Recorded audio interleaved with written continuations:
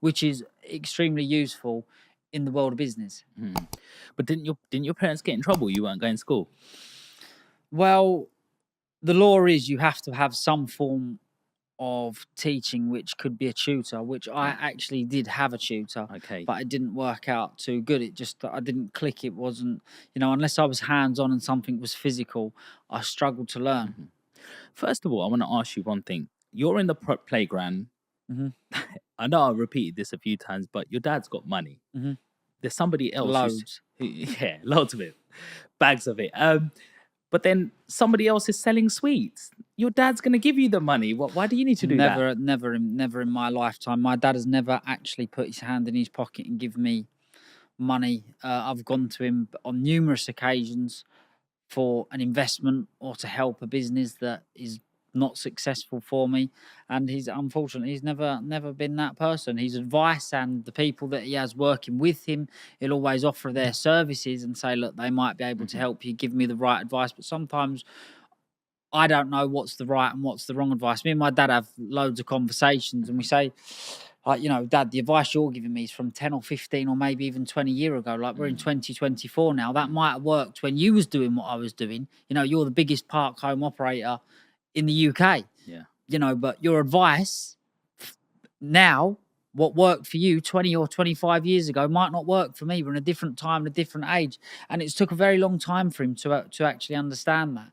And what is also very, very, very good, you've obviously got old generation and new generation. Now, I am the new generation. My dad's the old generation. So I'm going out in the new generation of business world, and my dad's still going about in the old generation of business world. But if we come together and we can discuss ideas, how it is and how it was, you come up with some extremely good information and the answers to a lot of questions, and sometimes a happy medium, if you understand what I'm saying, to most problems. What's the best gift that your dad's ever given you in terms of material? Material, on my 18th birthday, he bought me a platinum masterpiece Rolex, Okay. which I would never sell it as it's. It couldn't be valued. It's And what about in terms of cars or anything? nothing. Some people would say, what's the point of having money if you're not going to spend it? Well, he does. My dad's had 2 Bugattis and a helicopter, and he's got a yacht in Monaco, but I don't. But isn't it about sharing it with your family too? Well, he does. He lets me use those things. I Okay. can go to Monaco and I can have a good time with him. I can have a good time in his Bugatti with him, but it's not mine. I don't own it. He wants you to earn it. Yeah.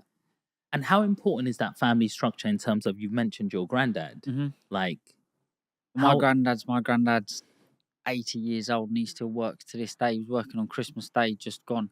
Like, the work ethic has been bred through generations. Now, I never really knew my great-great-granddad, but I've heard stories about him also. They work their fingers to the bone, and it's actually, I wouldn't say it's a problem because it's a good thing, but whatever I do, it over-occupies my mind and I can't stop thinking about it. Like, for example, I've started a WhatsApp group and a TikTok channel, and I'm always thinking about how I want to make this successful, how I want to make it better. And that's been anything. I only use them two, for example, because they're new projects.